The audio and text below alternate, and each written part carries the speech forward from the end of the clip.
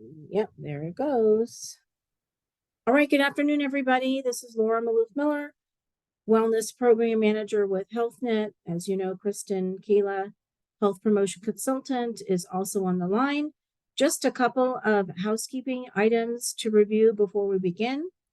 Everybody has been muted upon entry, and that's to avoid any background noise. If you wanted to change your audio settings, you just simply click on the join audio icon. And at the end of the webinar, there will be a quick 4-question anonymous survey. If you're having any technical difficulties, feel free to chat directly to Kristen. You simply open the chat box, hover over the Zoom toolbar at the top of the screen, and you will see a chat box icon there. Just simply click on the icon and it should appear. So Kristen will receive your messages in real time, and she'll respond to your message in the order that she receives them.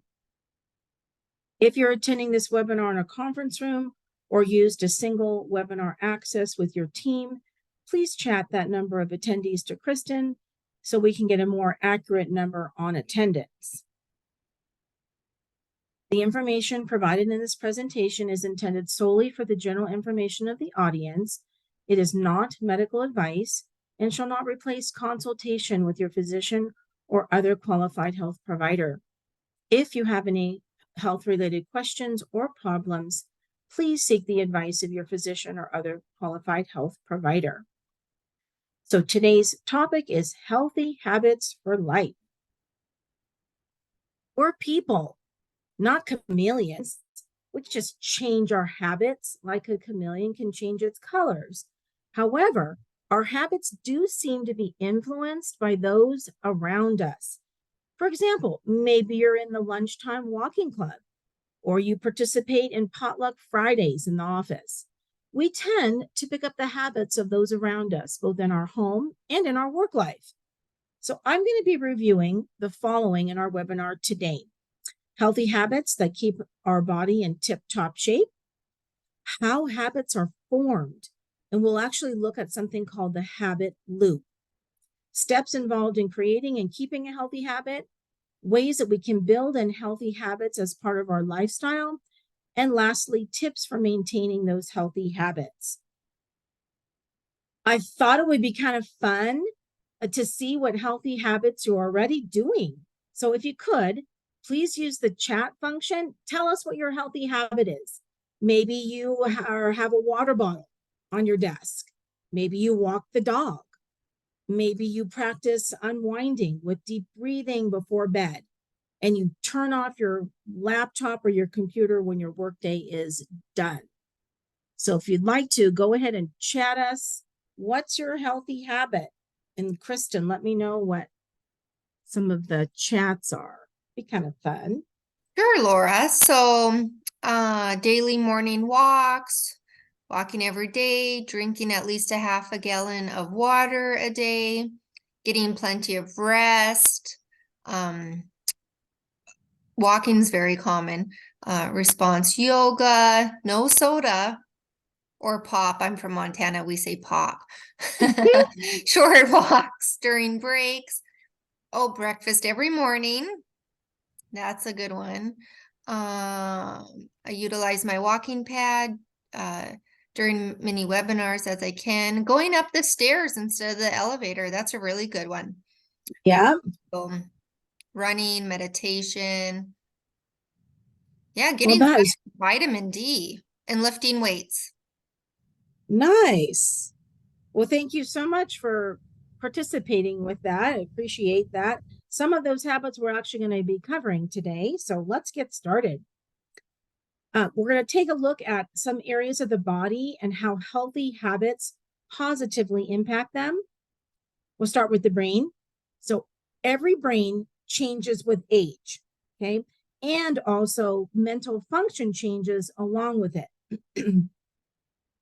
Mental decline is common, but is also one of the most feared consequences of aging. So, but cognitive impairment is not inevitable. So here are some ways that you can maintain your brain function.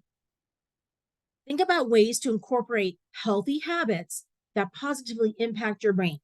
So scientists have found that brainy activities stimulate new connections between nerve cells and may even help the brain generate new cells. So things like taking classes or trying word puzzles or math problems. Also, try things that require manual dexterity, such as, and also mental effort, such as drawing, painting, assembling items. Exercise. That spurs the development of new nerve cells and increases the connections between them.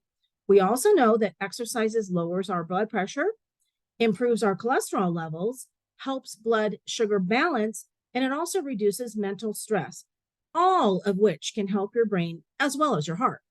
Now, good nutrition can help your mind and your body as well. For example, people that eat a Mediterranean style diet, that's one that emphasizes fruits, vegetables, fish, nuts, unsaturated oils such as like olive oil, and plant sources of proteins. Those folks are less likely to develop cognitive impairment and dementia. It's really important, of course, to protect your head.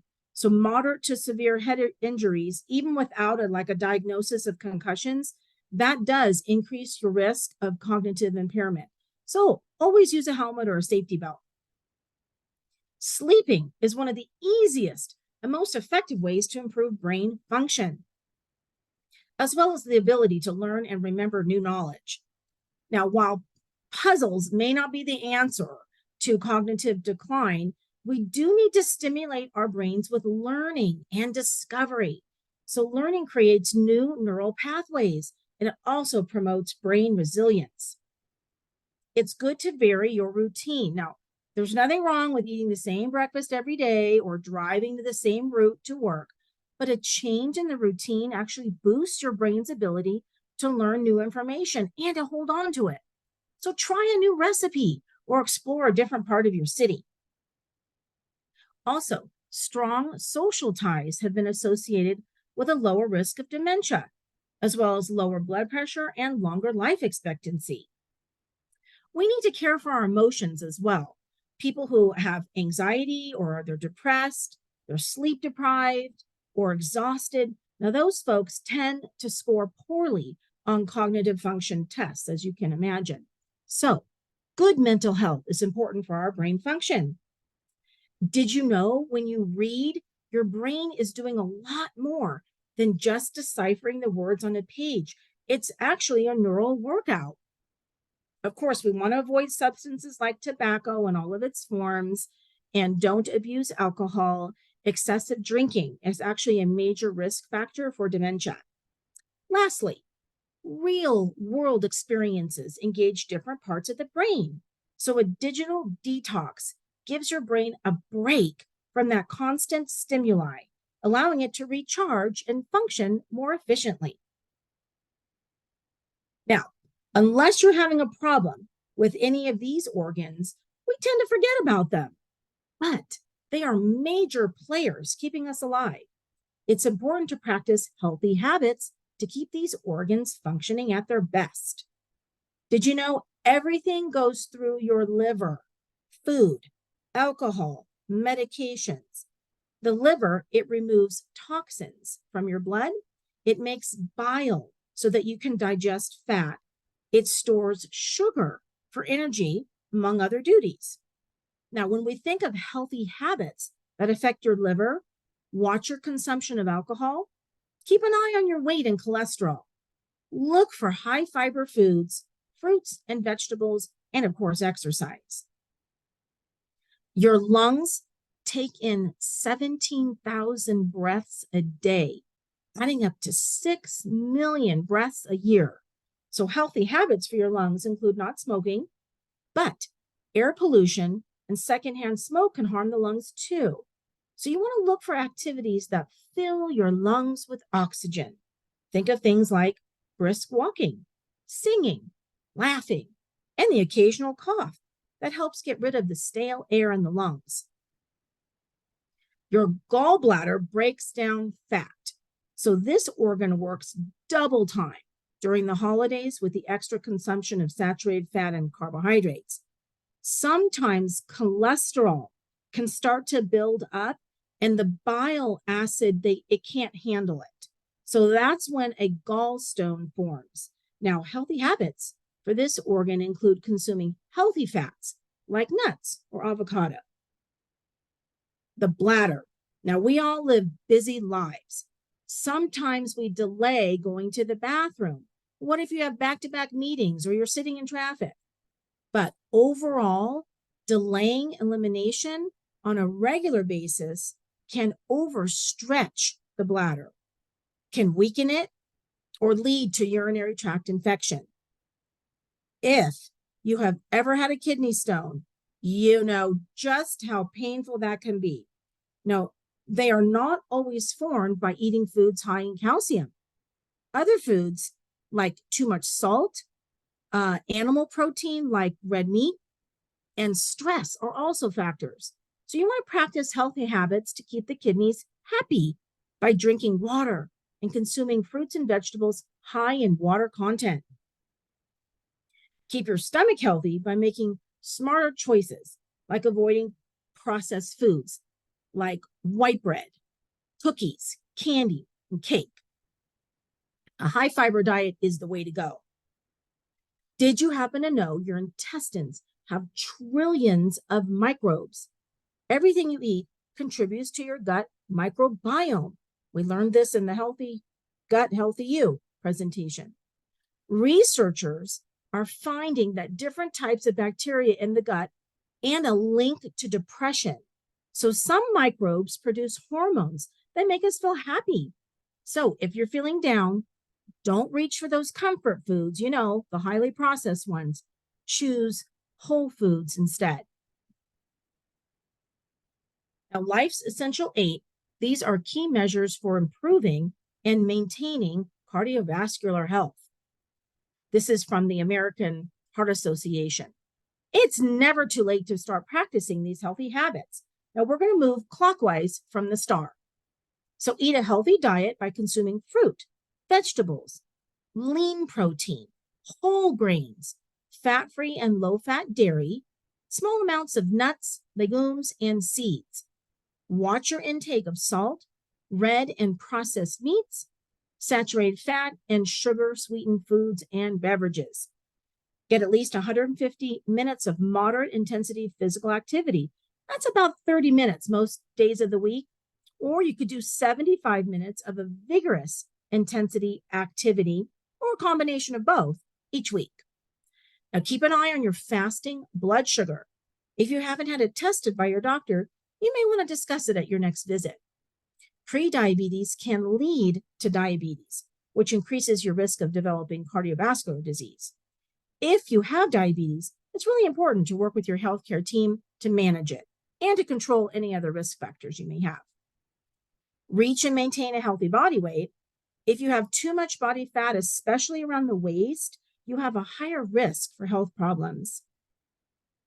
Getting your cholesterol checked. Also, talk with your healthcare professional about your numbers to see how they impact your overall risk. Have your blood pressure checked regularly. High blood pressure, of course, we know makes the heart work harder. Don't smoke, vape, or use other tobacco products, and avoid secondhand smoke.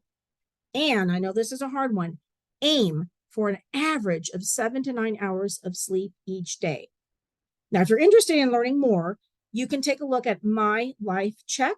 This is an online tool that helps to assess your heart health and better understand your risk for heart disease and stroke. Let's take a look at how habits are formed. It does take a conscious effort to cultivate a lifestyle that promotes well-being. The key lies in choosing to practice behaviors that contribute positively to your overall health and well-being.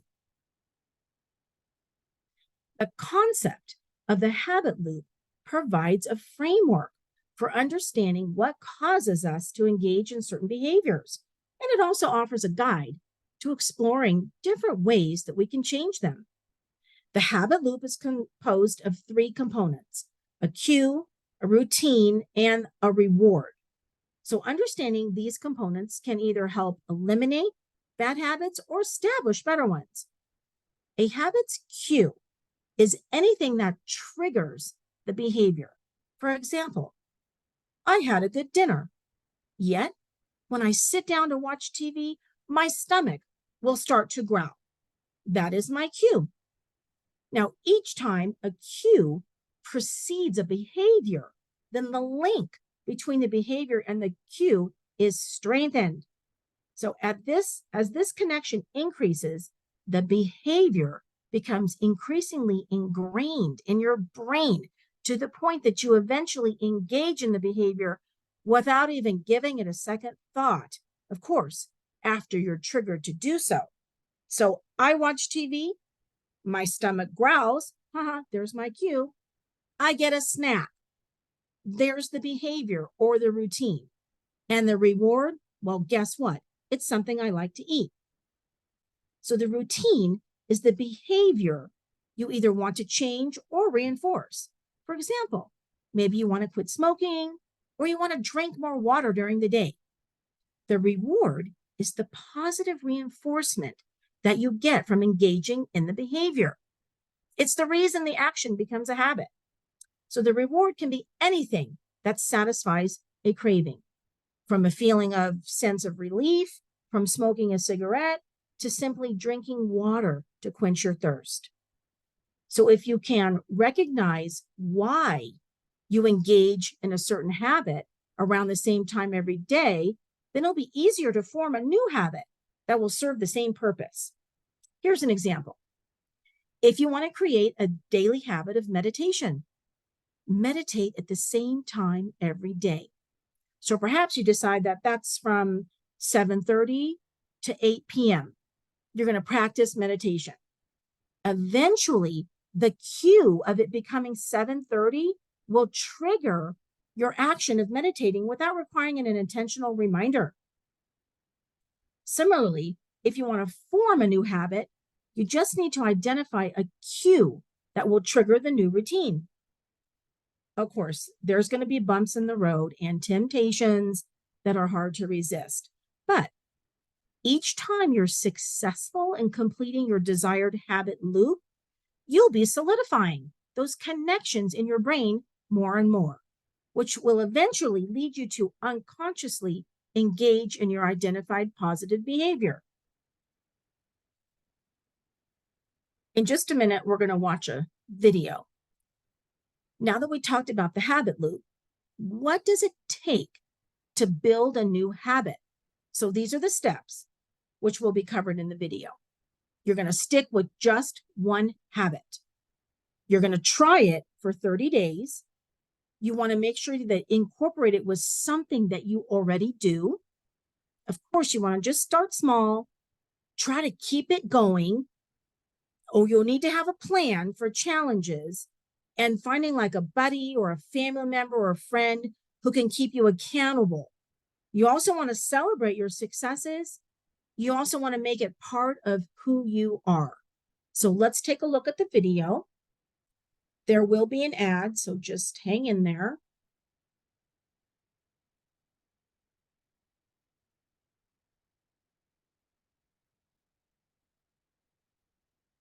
Pay close attention to this. Energy flows to where attention goes. If All you right, are hang in. focusing on Here we go. How to build a new habit that actually sticks. Are you tired of starting a new habit only to give up a few days later? Unfortunately, this is a common experience for most people. The secret to building new habits is to follow a process that focuses on small, incremental steps. And this video can help you do that. What you're about to see is a simple 9-step process about building habits that you can immediately implement. Now in this video, I will describe a variety of tools and research related to habit formation. So if you want to learn more about these concepts, then I recommend checking out the description box of this video. And if you want to see more videos like this in the future, be sure to like this video and subscribe to our channel. Alright, let's talk about how to build better habits that actually stick. Number 1. Focus on one habit. A concept known as the ego depletion will be one of your biggest obstacles to habit formation.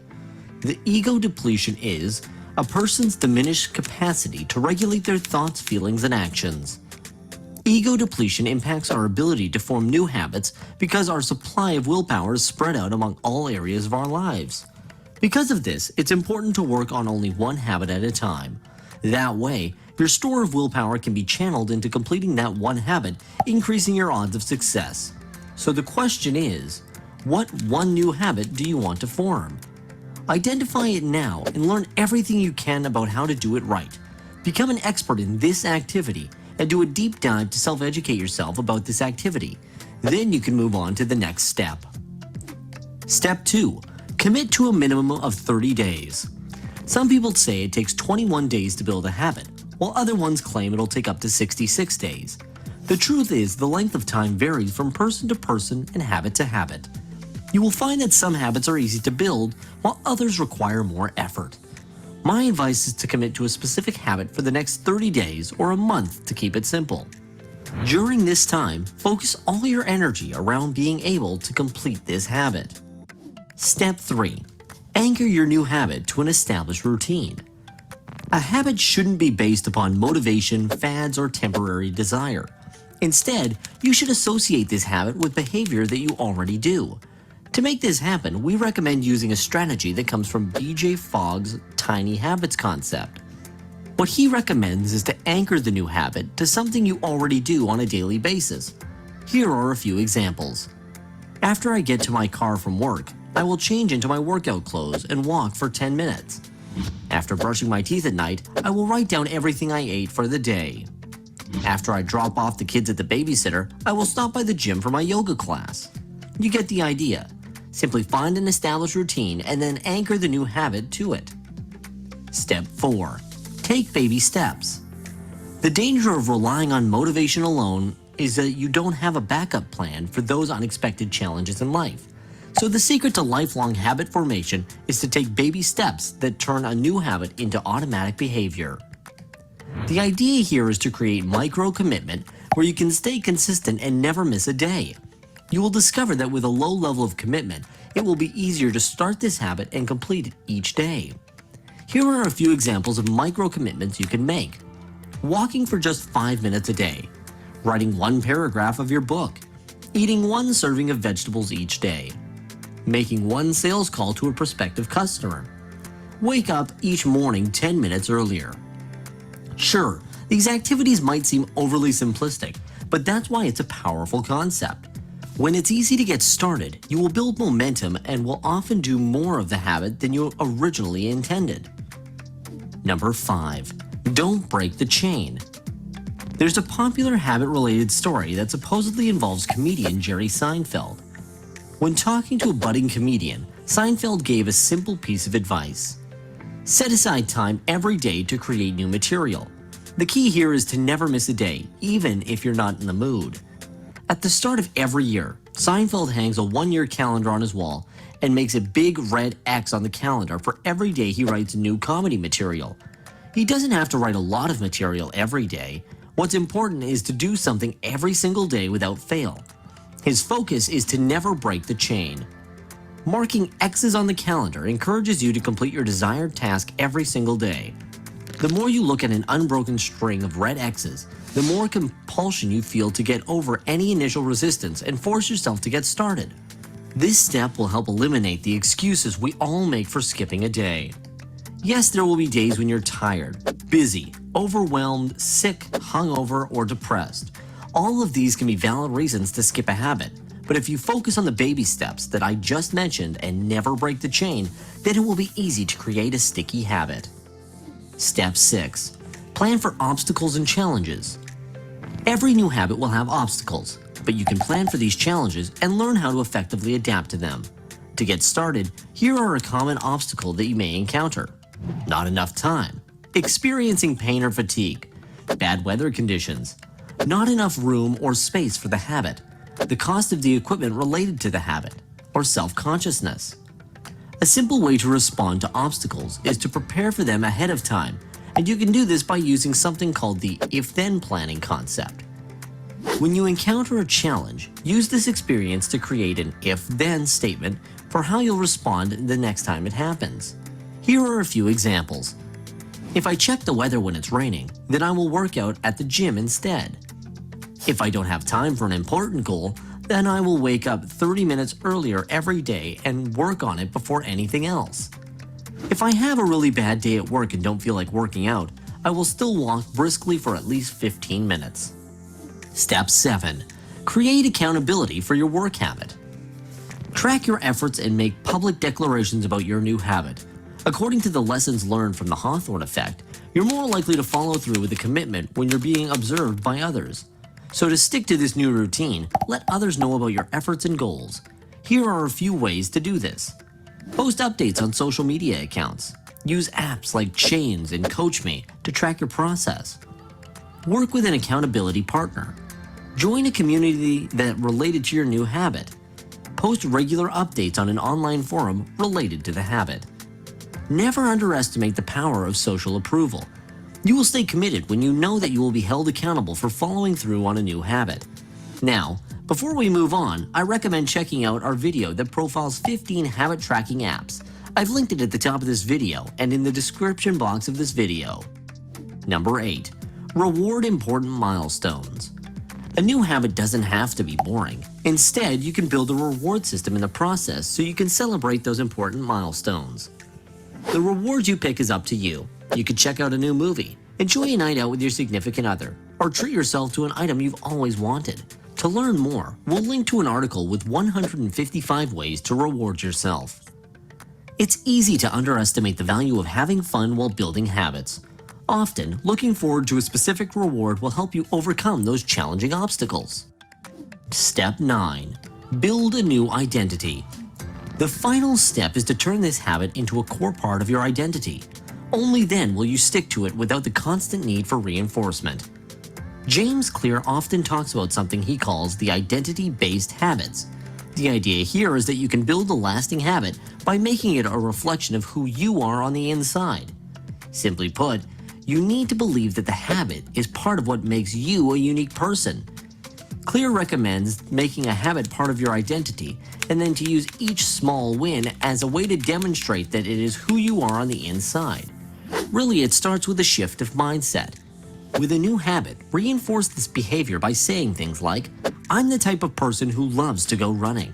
Then follow through by doing it on a daily basis. Eventually, your internal identity will match this new habit. So there you have it, the 9-step process to building a new habit. Now it's your turn. To get started, I urge you to pick one habit right now, then make a commitment to focus on it for the next 30 days using the process that I just outlined. If you need a little help, then make a public declaration by commenting on this video with the specific habit that you would like to build. Finally, if you would like to see more actionable strategies to help you build a better life, then please like this video and hit the subscribe button. Thanks for watching, and I'll talk to you next time. All right, back to the presentation. So I think for me, the most important part was just to really focus in on one habit, one small habit at a time so that you don't get overwhelmed. But I did really like all of those pointers that he gave us when we're trying to make a new habit. But what about the willpower or the motivation? So willpower and motivation are two different things. Willpower is one piece of the puzzle, and it's usually short term. But motivation, now that comes from positive thinking and self-confidence. Now, our negative thoughts can get in the way of our success. So what are we supposed to do? All or nothing thinking happens when we see only two options, success or failure. So we need to rewire this thinking by reminding yourself of your small successes and the way that you are making gradual progress. You have to keep in mind, this is not a race like just a real fast sprint. This is more like a marathon. So you got to pace yourself. Do you ever think to yourself, oh gosh, I failed today, so that's it. I can't do this. Or do you ever think, oh no, I shouldn't eat that. That's bad for me. I can't have it. So to change your view to a healthy lifestyle is all about balance. You got to give yourself a break. Be kind to yourself. This takes time and practice. Let's say your goal was to walk 2 miles today, but you know what? You only walked 1. What happens? We focus on the negative. So instead, you step back, you look at the big picture. Hey, you got out there. You did 1 mile. Don't forget to notice what's going well. Our emotions, whether negative or positive, affect our decision making. Try not to let the negative emotions drive your choices. You may not feel like a healthy choice after a long, stressful day. So try practicing mindfulness to check in with yourself. Think about how you feel when you stick to your healthy habit. Be mindful instead of reacting out of emotion. What can you do today to build in or maintain healthy habits? Now, on these next couple of slides, I'll review some healthy habits and examples of how to make them happen. So, keeping active. Physical movement increases our blood circulation, it burns calories, helps us maintain our heart health. Now, some examples are on the right column. So, during the times where you would sit, see if you can do some stretches or sneak in a quick walk. Anytime you have the opportunity, take the stairs. Sometimes using a calendar or an alarm on our phone reminds us to get up and move. It's dark outside. You've had a long day. You don't feel like going to the gym. So pull up a YouTube video, put on some music, and just move your body. Go for the whole foods versus fast food or convenience foods. They, of course, have a higher nutritional value than the processed foods. Start by bringing them home. Meal plan to include them before they go bad. And think of quick snacks, things like grab and go type of foods. Train yourself to take life at a slower pace. Rushing to work and elsewhere, fearing that you're going to be late, that causes your stress levels to go up. Plan ahead to avoid rushing and stressing over being late. Practice taking short mental breaks, some deep breathing, focusing on the positives, help to release anger and worry. Some people like to journal. Also, saying no to endless requests for your time and talent, that is going to free up time for the things that are more important to you. Also, don't cram too many things into your weekend. Just pick one activity that highlights your weekend. Otherwise, there isn't any downtime. Emotional eating can lead to weight gain. So before heading to the fridge, ask yourself, am I really hungry?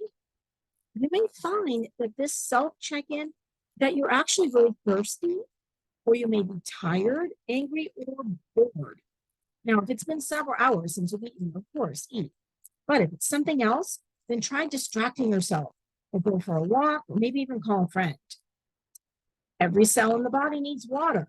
So staying hydrated also helps remove toxins from your body and replenishes those fluids that are lost through sweat, urine, and breathing.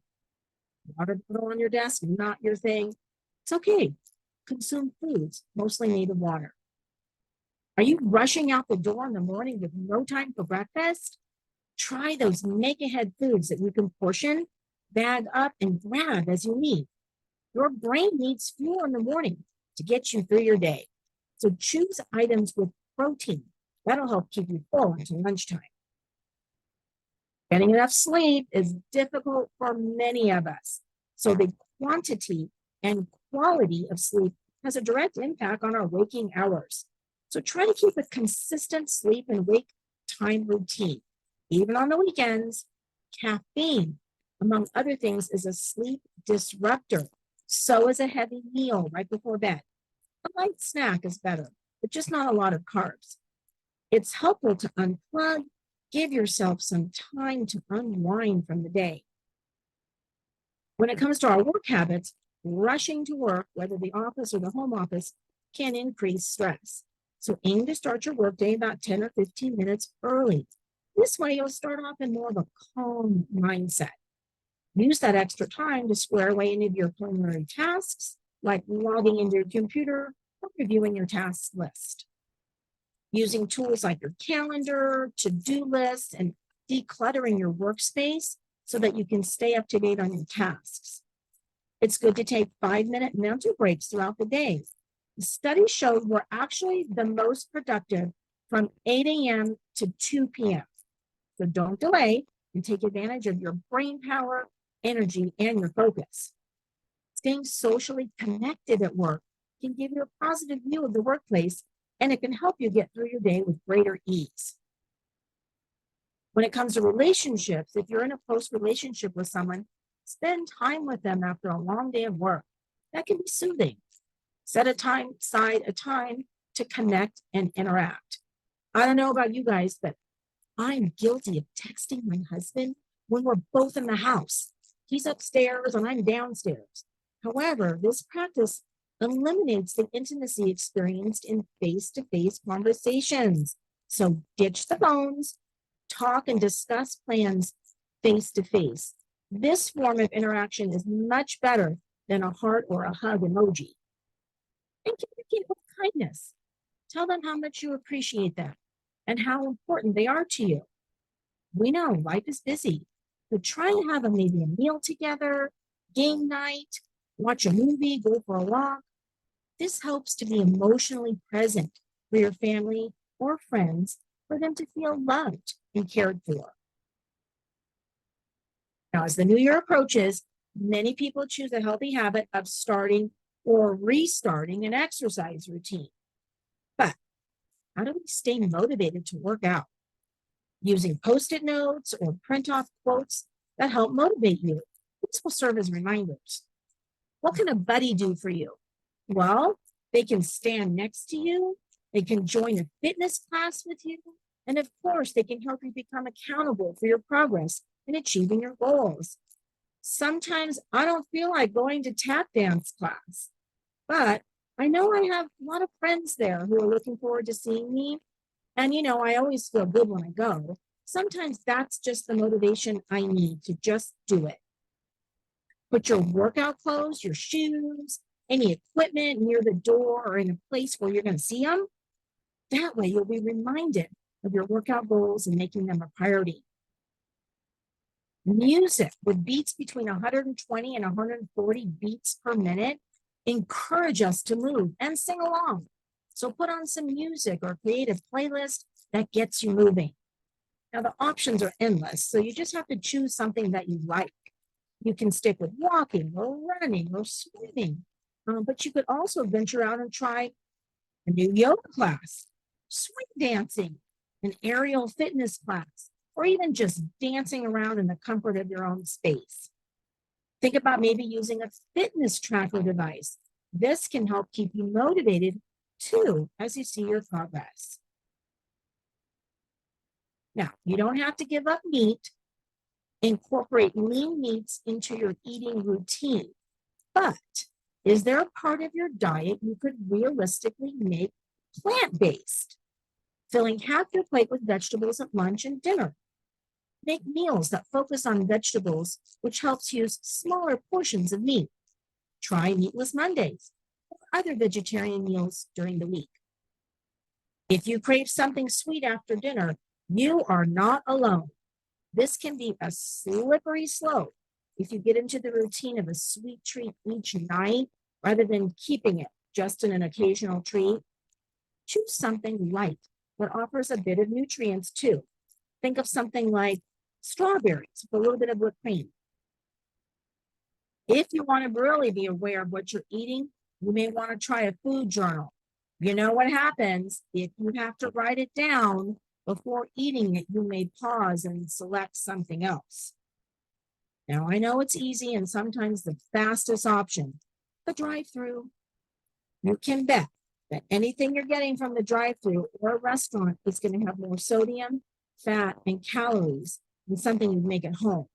All right, so what do we do? Well, that's where the planning and the prepping your meals for the week can save you time and give you full control over what goes into your body. Uh-oh, what's for dinner? What's for lunch? Can't think of anything? Look for some healthy online recipes.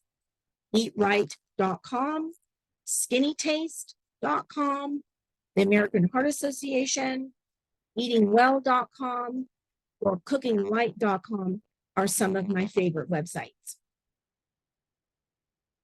Self-care is also a healthy habit, although easier said than done.